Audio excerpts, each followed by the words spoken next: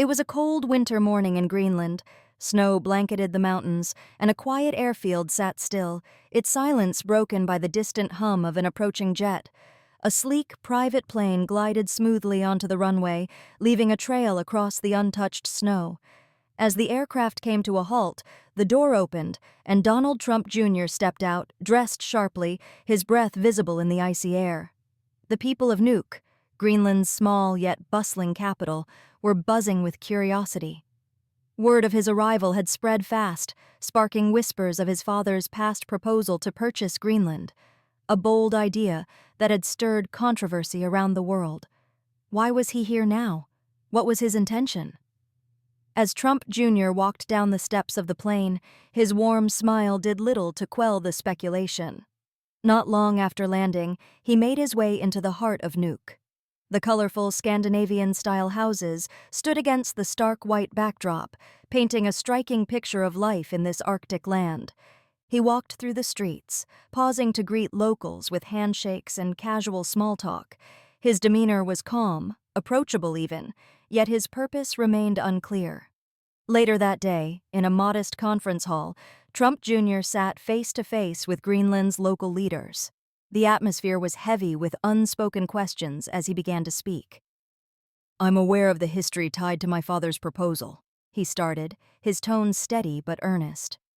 "But I'm here today for a different reason. Greenland holds a unique place in the world, not just for its resources, but for its people, its culture, and its role in combating climate change.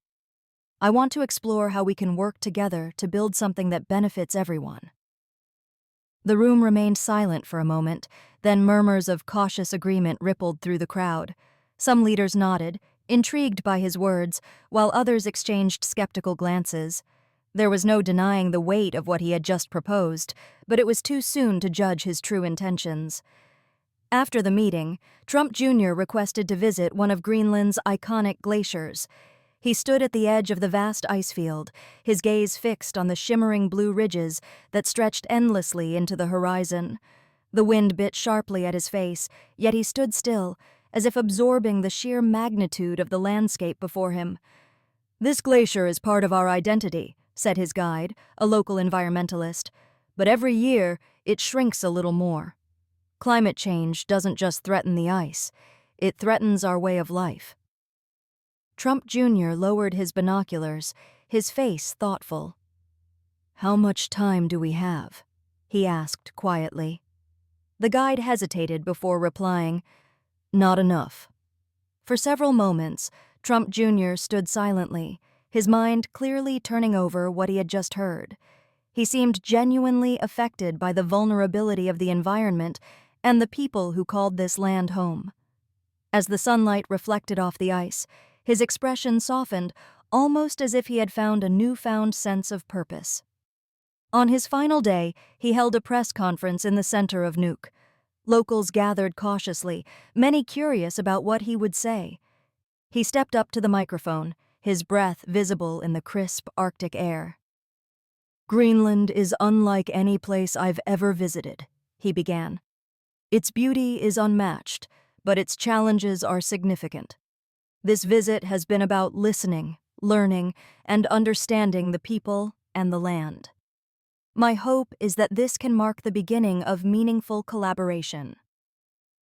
While some clapped politely, others remained unsure of his true motives. Was this simply a public relations effort, or did he genuinely care about the future of Greenland? The questions lingered even as he waved to the crowd and stepped back into his car. As his plane took off that evening, the snowy expanse of Greenland stretched beneath him. Donald Trump Jr.'s visit had left the locals with mixed feelings, some hopeful, some skeptical. But one thing was clear: his presence had reignited global attention on Greenland, its beauty, and its precarious place in a changing world.